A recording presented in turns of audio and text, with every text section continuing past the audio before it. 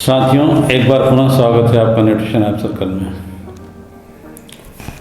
कुछ ऐसा हमारे जीवन में हो कि हमें जीवन भर डॉक्टर की आवश्यकता ना हो। There will be no use of doctor. तो बात करते हैं सीधे सीधे सिंपल जो लाइफ स्टाइल है उस पर। क्या करना है? सबसे पहला काम है कि हमारे शरीर में सबसे ज़्यादा तत्व किस चीज़ का है, और जो सबसे मेन कॉन्स्टिट्यूएंट है हमारे शरीर का वो है पानी, वाटर। तो हमको प्रतिदिन एडेक्वेट अमाउंट में, मतलब पर्याप्त मात्रा में पानी का सेवन करना चाहिए। डॉक्टर बैडमैन गैलिज ने स्पष्ट लिखा हुआ है अपनी बुक है उनकी, वाटर के नाम से बुक है, और बहुत ही वास्ट उनका रिसर्च है वाटर के ऊपर, यूज ऑफ वाटर्स पर। और वो कई अनेकों अनेक बीमारियां केवल पानी से ही इरेडिकेट कर दी उन्होंने, पानी से ही समाप्त कर दिए। तो उन्होंने बताया कि प्रतिदिन स्वस्थ व्यक्ति को कितना पानी पीना चाहिए। तो वो मेजरमेंट है 33 ml पर kg of our body wait.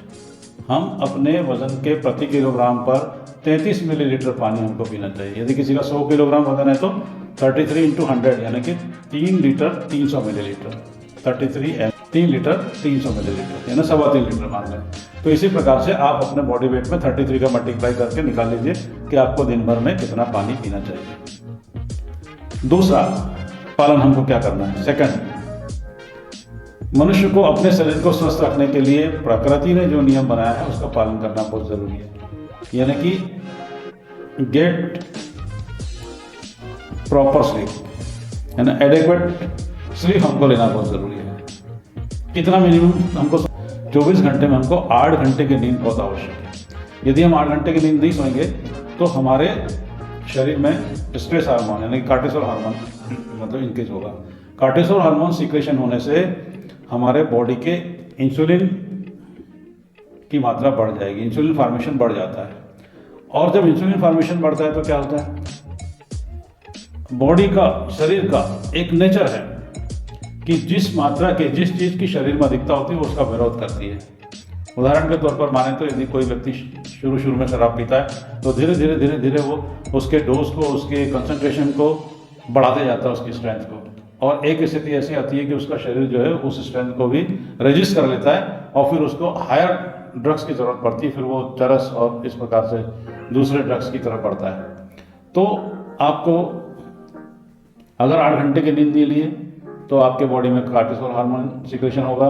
Cortisol hormone से हमारे बॉडी में इंसुलिन सीक्रेशन बढ़ जाता है, और इंसुलिन सीक्रेशन बढ़ने से यदि अधिक मात्रा में अधिक समय तक इंसुलिन बॉडी में रहेगा तो बॉडी हमारी इंसुलिन की रेजिस्टेंट हो जाएगी, और फिर हमारा शरीर इंसुलिन रेजिस्टेंट हो जाएगा।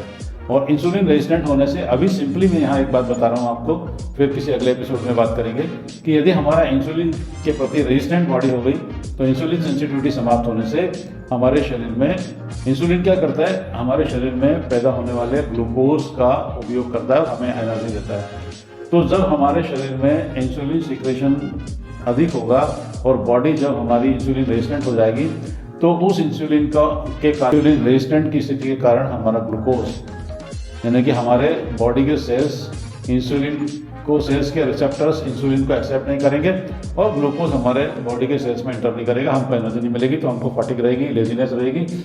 और दूसरा, जब ग्लूकोज का उपयोग एनर्जी प्रोडक्शन में नहीं करेगा शरीर, तो वो ग्लूकोज फिर इंसुलिन के माध्यम से हमारे शरीर में एडिपोस टिश्यूज के रूप में डिपॉजिट हो जाएगा और हम मोटापे की तरफ बढ़ेंगे। इसलिए नींद के साथ का सीधा संबंध कहाँ पर है?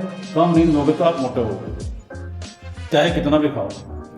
आप थोड़ा सा भी खाओगे तब भी यदि आपने कम नींद ली है तो आपका मोटापा बढ़ना निश्चित है, और आप डायबिटिक पेशेंट भी होगे। ग्लूकोज का उपयोग अगर सेल्स नहीं करेंगे तो ग्लूकोज आपके ब्लड में बना रहेगा इंसुलिन रेजिस्टेंट कंडीशन की वजह से, तो आप डायबिटिक भी हो गए, मोटे भी हो गए, बीमार हो गए, लेजी भी हो गए, एनर्जी भी नहीं प्रोड्यूस हो रही बॉडी में, ग्लूकोज बॉडी के सेल्स में जा ही नहीं रहा है।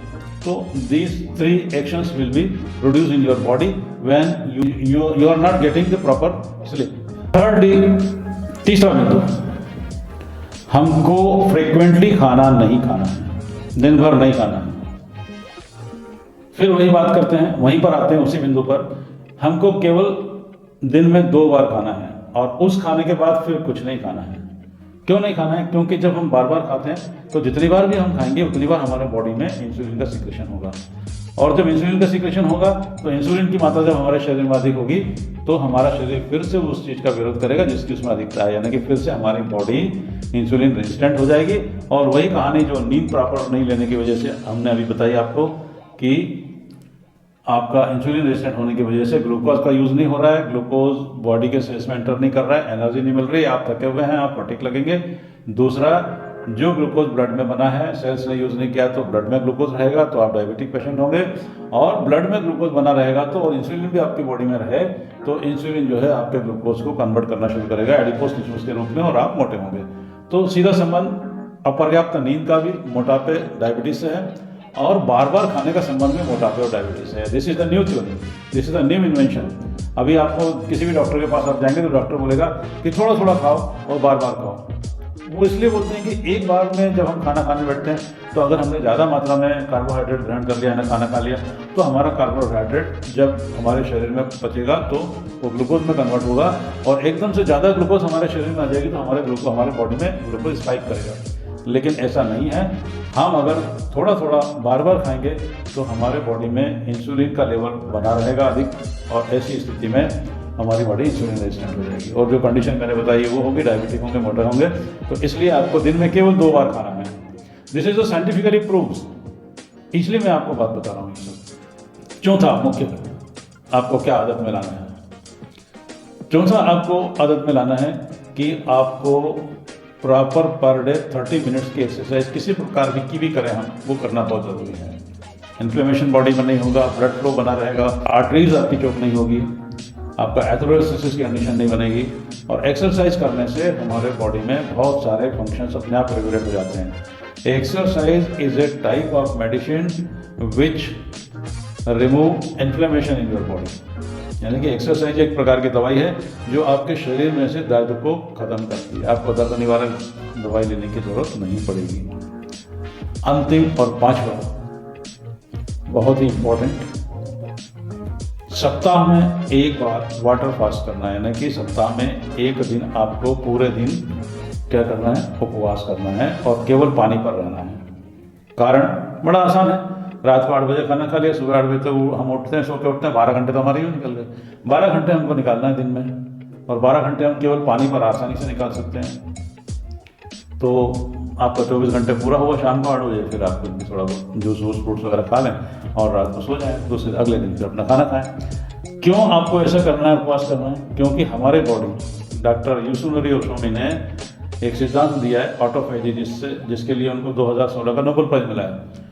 और जब हमारे बॉडी में ऑटोफेजी एक्टिवेट होगी, ऑटोफेजी का मतलब होता है कि हमारा शरीर इतना चमत्कारी है कि वो स्वयं जो है हमारे हीलिंग पावर्स बढ़ जाता है उसका। हमारा शरीर ऐसा चमत्कारी ईश्वर ने बनाया है कि उसमें खुद में ही हीलिंग पावर है, कोई ज़रूरत नहीं पड़ेगी हमको कोई दवाई लेकर के और किसी चीज़ को हीलिंग करने की। और जब ऑटोफेजी एक्टिवेट होती है, 16 आवर फॉर ऑटोफेजी एक्टिवेट होती है, ऐसा डॉक्टरों का कहना है। और ऑटोफेजी एक्टिवेट होने के बाद में हमारे शरीर में जो 3 क्रियाएं होती है मुख्यतः, आपको बता दें हमारे शरीर में क्या होता है। हमारे शरीर में लगातार हमारे बॉडी के सेल्स डेड होते रहते हैं, तो जो हमारे शरीर में जो निष्कासन तंत्र बना हुआ है, एक्सक्रीटरी सिस्टम जिसको बोलते हैं, वो बना हुआ है, वो हमारे डेड सेल्स को बाहर निकालता है। लेकिन यदि हम उपवास नहीं करेंगे, लगातार खाते रहेंगे, तो हमारी बॉडी पचाने में व्यस्त रहेगी और एक्सक्रीटरी सिस्टम से जो डेड सेल्स हैं वो बाहर नहीं निकल पाएंगे, वो बॉडी में ही सड़ेंगे।